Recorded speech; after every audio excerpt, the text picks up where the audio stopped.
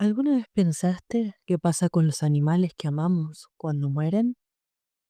No solo desde la tristeza o el recuerdo, sino desde algo más profundo, desde la memoria espiritual que las culturas construyen alrededor de ellos.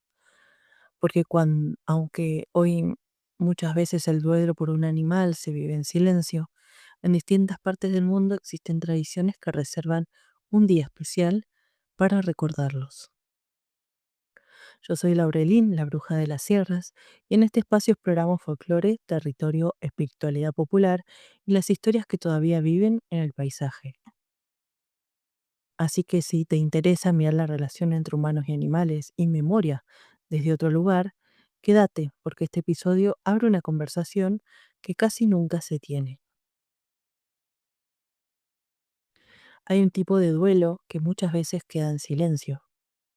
No aparece en los rituales familiares, no tiene velorio, no tiene aniversarios marcados en el calendario. Sin embargo, vive profundamente en la memoria de muchas personas.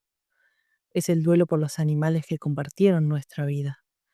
Perros, gatos, caballos, aves, animales de granja o de trabajo. Seres con los que convivimos durante años y que, cuando mueren, dejan un vacío difícil de nombrar. Durante mucho tiempo, en muchas culturas occidentales modernas, ese dolor fue minimizado. Se lo trató como algo menor, casi como una exageración sentimental. Pero quienes convivimos con un animal, sabemos que la relación que se construye con ellos no es superficial. Un animal presencia etapas enteras de una vida, acompaña rutinas, silencios, momentos de tristeza, enfermedades, mudanzas, separaciones, alegrías domésticas cotidianas.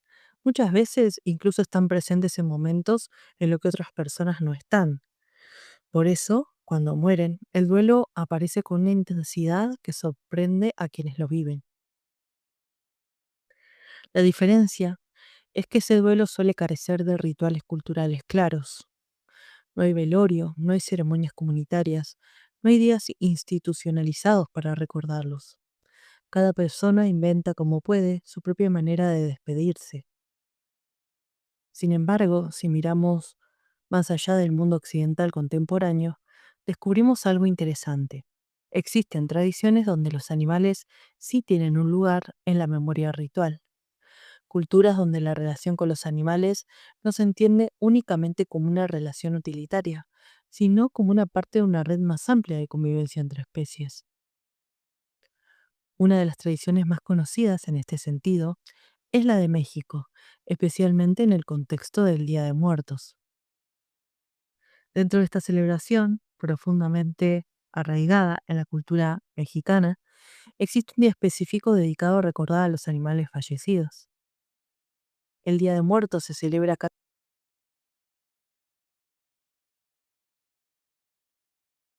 año en noviembre, poseen como una actividad única. En realidad se compone de varias jornadas con significados distintos. El 31 de octubre se dedica a los niños fallecidos que murieron sin bautizar, el 1 de noviembre a los niños bautizados llamados angelitos y el 2 de noviembre a los adultos. Pero en muchas regiones de México existe además un momento previo, el 27 de octubre, que está dedicado a los animales. Ese día, según la tradición popular, regresan las almas de los animales que convivieron con las familias, perros, gatos, aves y otros compañeros domésticos, son recordados mediante pequeños altares donde se colocan sus fotografías, juguetes, alimentos favoritos o platos de agua. En algunas casas se dejan croquetas, huesos, semillas o pequeños objetos que recuerdan al animal.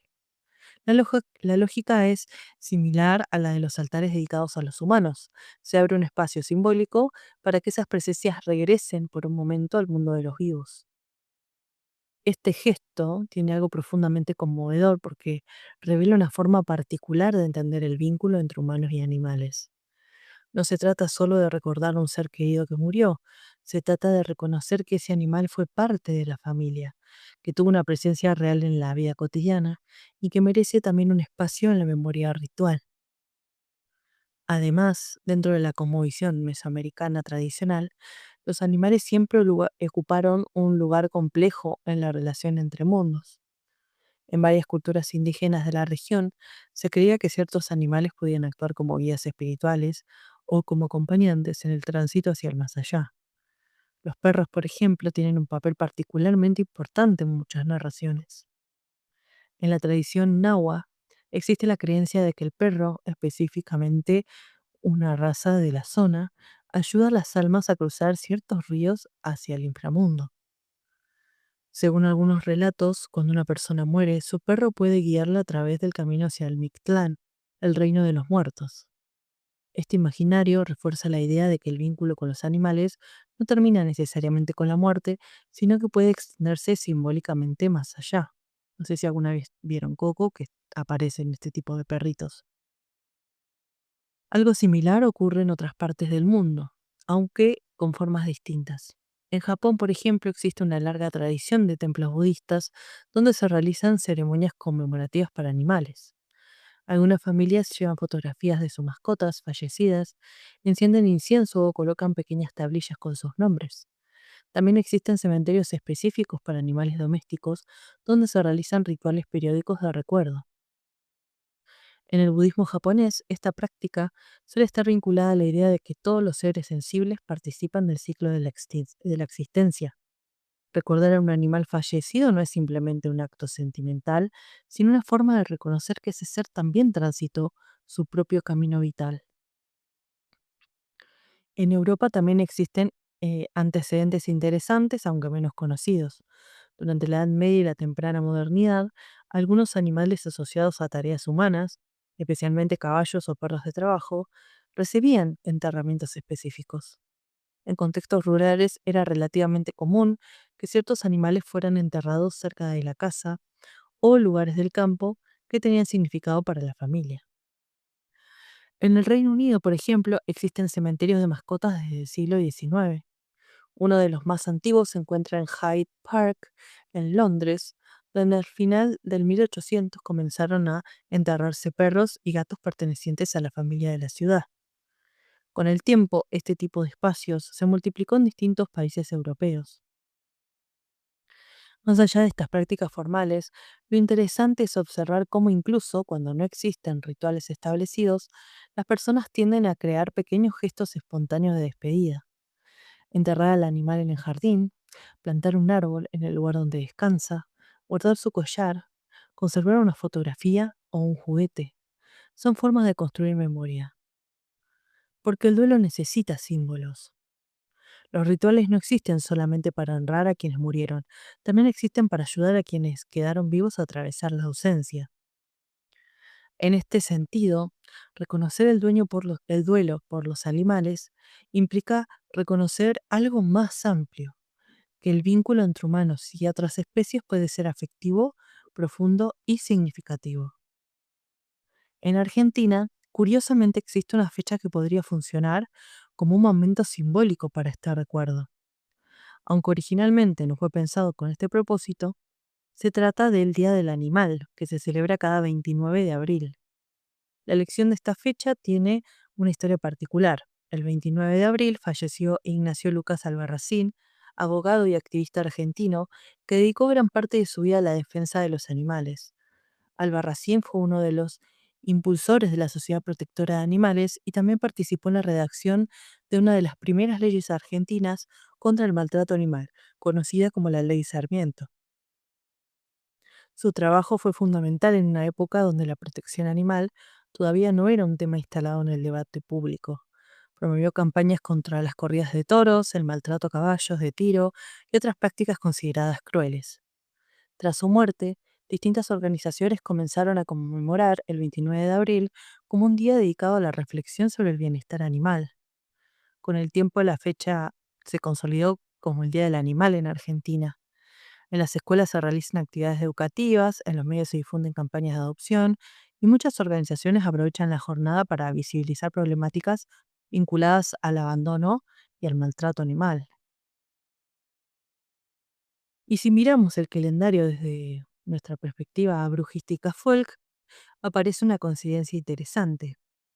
El 29 de abril cae en pleno otoño en el hemisferio sur, una estación asociada simbólicamente con la caída de las hojas, con el descenso de la luz, con el ingreso progresivo en el ciclo oscuro del año. En muchas tradiciones europeas antiguas, esta época del calendario marca el comienzo de un periodo vinculado a los ancestros y a los muertos. Cuando trasladamos el calendario ritual del hemisferio norte al sur, algunas fechas cambian de estación. Samhain o Samhain, por ejemplo, la festividad celta que marcaba el comienzo del invierno y el tiempo de los muertos, ocurre el 31 de octubre en el norte, pero en el hemisferio sur el equivalente estacional ocurre alrededor del 30 de abril o el 1 de mayo, es decir, justo en los días cercanos al Día del Animal en Argentina. Esta coincidencia abre una posibilidad interesante para quienes buscan reconectar con los ritmos del territorio y el calendario estacional del sur. Al fin de abril podría convertirse simbólicamente en un momento para recordar no solo a los ancestros humanos, sino también a los animales que formaron parte de nuestras vidas. No necesariamente como una copia de otras tradiciones, sino como un gesto sencillo adaptado a nuestro propio paisaje cultural. Podría ser algo tan simple como encender una vela, poner una foto, recordar sus nombres o compartir historias sobre ellos. Algunos tal vez prefieran llevar flores al lugar donde descansa el animal querido. Otros quizás simplemente quieran caminar por un lugar donde salían a pasear juntos. Los rituales no necesitan ser grandes para ser significativos. Muchas veces basta con crear un pequeño espacio de memoria. En el fondo, recordar a los animales que nos acompañaron es también una forma de recordar algo esencial sobre nuestra relación con el mundo vivo. Los humanos no habitamos la Tierra solo. No somos los únicos en la Tierra.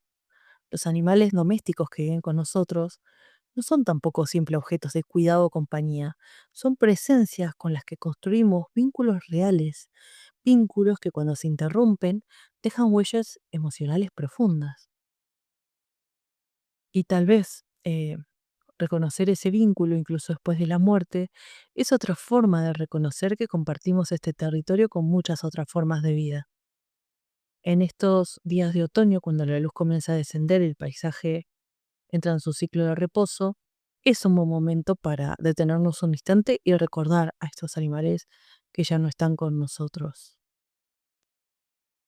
Quizás este fin de abril, mientras el otoño avanza en el hemisferio sur y el calendario se acerca al Día del Animal, podamos tomarnos un momento para pensar en ellos, en los que estuvieron, en los que dejaron una marca en nuestra vida, en los que todavía aparecen de vez en cuando en la memoria o en sueños, como una forma de compañía que no termina de irse del todo. Si este episodio te resultó interesante, si te gustó explorar estas historias y reflexiones, puedes suscribirte al canal para acompañar los próximos episodios. También puedes dejar un comentario contando si alguna vez hiciste algún pequeño ritual o gesto para recordar un animal que haya sido importante en tu vida. Nos vemos en el próximo episodio.